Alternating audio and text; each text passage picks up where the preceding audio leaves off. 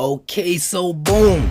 Welcome to the second channel. This is going to be the place where I attempt to reignite my love for comics. Now, I'm not the biggest Batman fan, but this right here is what drew me in. Now, correct me if I'm wrong, but from my research, this giant is 6'9" and weighs a whopping 420 pounds. What kind of Nah, forget Gotham. I need you on that line protecting my QB. Like, are we really taking in how big that is? 6'9", 420? Is he eating his victims after the fight? Nah, we gotta lock in with this junk pronto. Page 1 kicks off with Batman just riding through Gotham. No dramatic poses, no cape spread out across the skyline. He's just passing through the city like he's trying to feel it out. It's been a long time, he says, sounding very cautious, like somebody coming back to a place they don't recognize anymore. He's not angry, he's not locked in, he's just evaluating. So who are you these days? Who have you become while I was gone?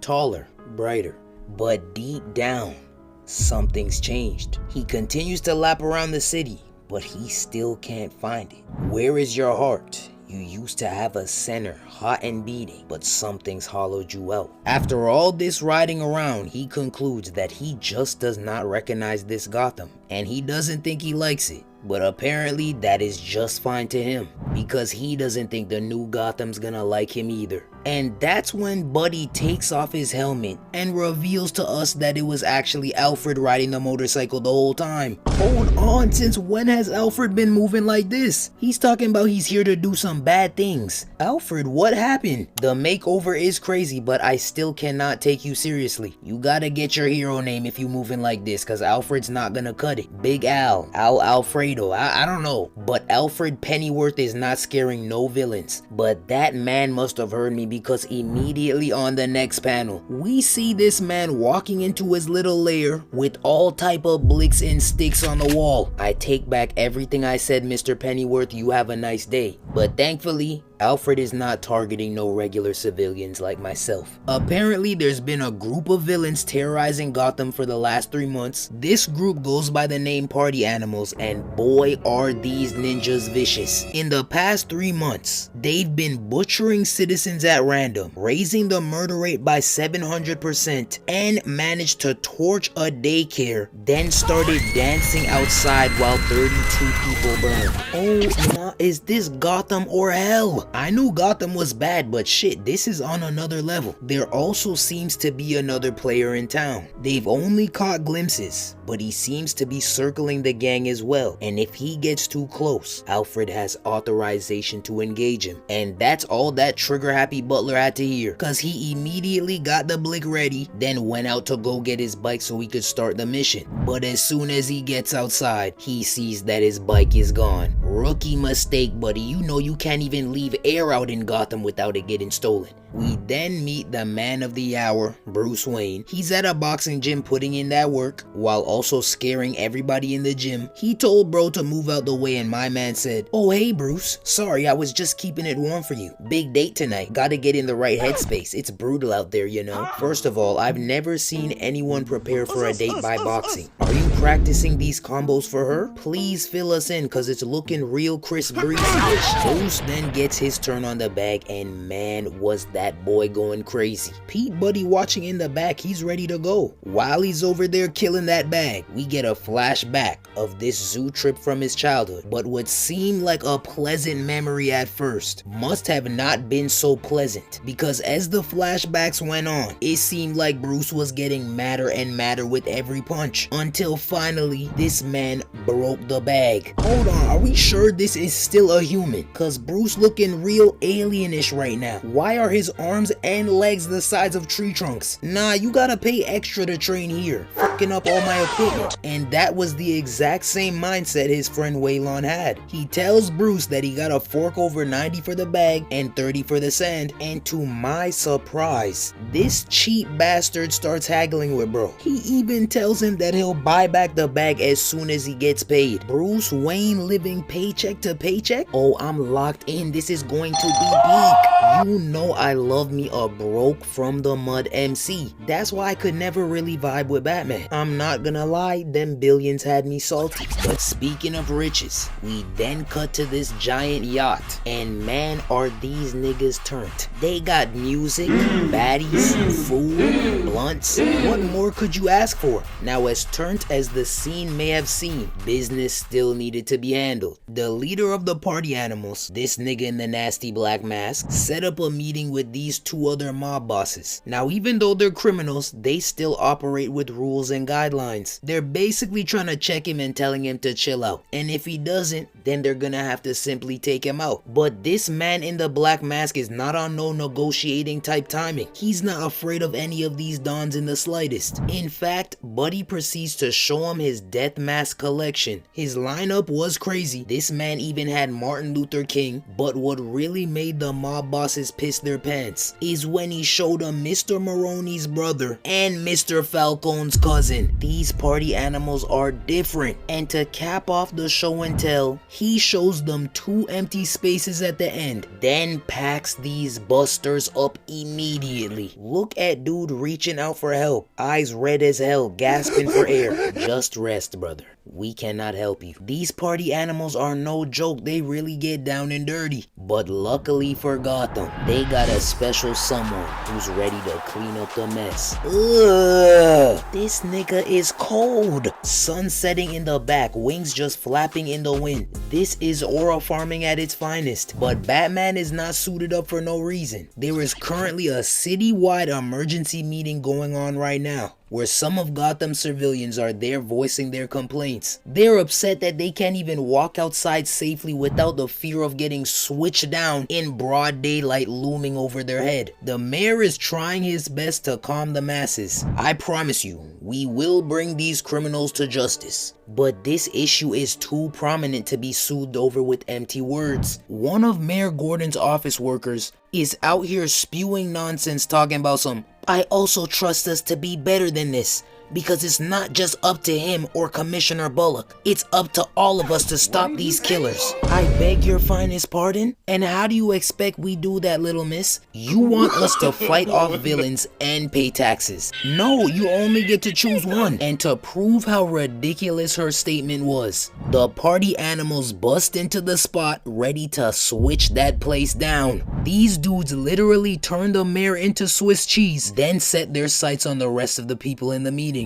But right before the party animals could give this lucky bunch some free Michael Jackson concert tickets, a mysterious figure drags them all outside, then tells all the scared civilians to not open this door no matter what. We then see Big Al watching the whole fiasco from a vantage point, and his orders are to engage if Batman interrupts the mission. But Batman's aura was so magnifying that he wasn't even listening. He was just standing there ready, like the rest of us, waiting to see what Batman does next. And boy, did this man not disappoint. He wrapped himself up in his cape and ate all those bullets, then proceeded to throw a smoke bomb and drop all 917,000 pounds onto them. Look at how brolic bro is. Buddy literally turned this man into Flat Stanley, grape juice splattering every which way. He then knocks the Uzi out this one's hand, flung Buddy through a window, used this nigga as a horseshoe and wrapped him around the light pole, then catapulted himself into the air and hit this wicked split kick.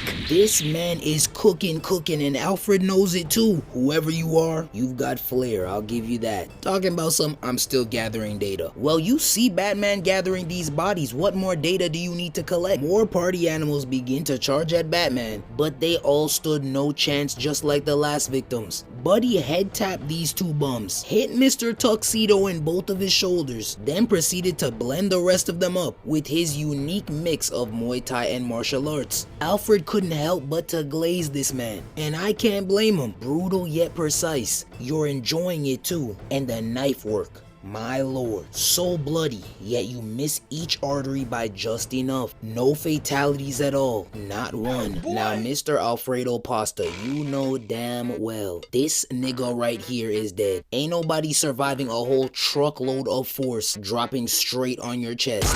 Stop it. Regardless of if the victims are dead or not, these nincompoops are still finding the audacity to try him. This hand has killed more people than you can count. Now I'm gonna give you one chance. Get the fuck out of our way. But Batman is not scared of that weapon or his juiced up arms, because he has both as well. And in the blink of an eye, we see that bat axe go to work. I hear they can reattach them sometimes. There's a hospital 3 blocks south of here. Or is it east? I can't seem to remember all of a sudden, but I'd run. Oh my god, this nigga's clean. And to top off the aura-filled moment, he tells them all to get the F out the way. And then we get this clean shot of this man hunched over with the spikes coming out of his back, bat axe gripped tight, and the veins busting out the bat suit. Yeah, this the Batman I needed. The rest of the party animals did try to escape, but they were still doomed anyways, because as soon as they turned around to get as far away from him as possible, like my stomach after some Taco Bell, Batman blew up the scene, leaving the rest of the mutts incapacitated. Alfred has seen more than enough now, so he finally decides to execute his mission and take care of the interference. That is the sound of a DC-34 automatic shotgun, son. There are only 3 of them in the world. It could blow your brains all over this sidewalk before you even blink. But those words literally meant nothing, because my man hit the nastiest bat kick, took Brody's gun, then dipped off the scene. This brother is too cold. We then cut to the next day, and of course everyone was talking about the events of last night. And Alfred must have been feeling embarrassed as hell, because he spent the rest of the day figuring out who Batman really is. So who are you really? Bruce Wayne? You hide your tracks well, but it's easy when you're no one. Just some guy, 24 years old, mom is a social worker, dad is a teacher. You grow up in a crime alley, high friends in low places, a tight group, you're smart, excel in school. Your parents have you tested and you score near genius level. The little man's intelligence gained him notoriety in the school and a trip for the whole class to the Gotham Zoo. But that's where it all started. We then sadly see the tragic murder of Bruce's dad, and this is what really made him lose his way. He did manage to straighten out, get back into school, and get a scholarship to the best university in the state. But when he got there, he got injured in his first week from a soft tissue tear. Now, I'm not no doctor, but I know that brolic beast did not get injured. Buddy is the size of Aaron Donald if he ate Aaron Donald. I'm glad he quit for the safety of everyone on the field, but why? He was good enough to go pro, but it must have been because he was saving his body for last night, for all this, whatever it is he's built. This man is so smart that he deadass became an engineer, basically creating and repairing the city he just tore up last night. But Alfred's taken down men like this before, and they always have a weakness. His just so happens to be his beloved mother. He could have blew his top off right then and there, but Alfred just says F it, because he's just a kid. Now, I'm sure a lot of you were thinking the same thing I was when we got to learn a little bit more about Bruce. If he's broke, where the hell is his Batcave? Well, we finally get some answers when we see him plotting and scheming on the top of this high-rise. He's mulling over everything he learned from his encounter with the party animals last night. But the brainstorm session comes to a close when he hears something lurking in the shadows. Alfred decides it's finally time to put this bat down. But lo and behold, Batman pops around the corner, gun in hand, ready for all the smoke. I thought you were better than that, son. You get cornered and all those ideals go out the window? Give me the gun, kid. You're no killer. But as soon as he finished that sentence, Batman boomed the rest of that receding hairline back. He did, however, tinker with the weapon to make it non-lethal, but instead of killing him, he killed his pride when he threw the gun back at him, skirted off the scene, getting airtime with Alfred's bike. It turns out that it was Batman who stole the bike the whole time. How embarrassing. Thankfully, the issue ends there, so Alfred can rest for now. Overall, a fire first issue. I 100% will be tapping into the next one, and so should you. So if you want the next vid real quick and speedy, hit me with a little like, and let me know what other comics you'd want me to read in the future. With that being said, it's been your boy Don, and I'm out.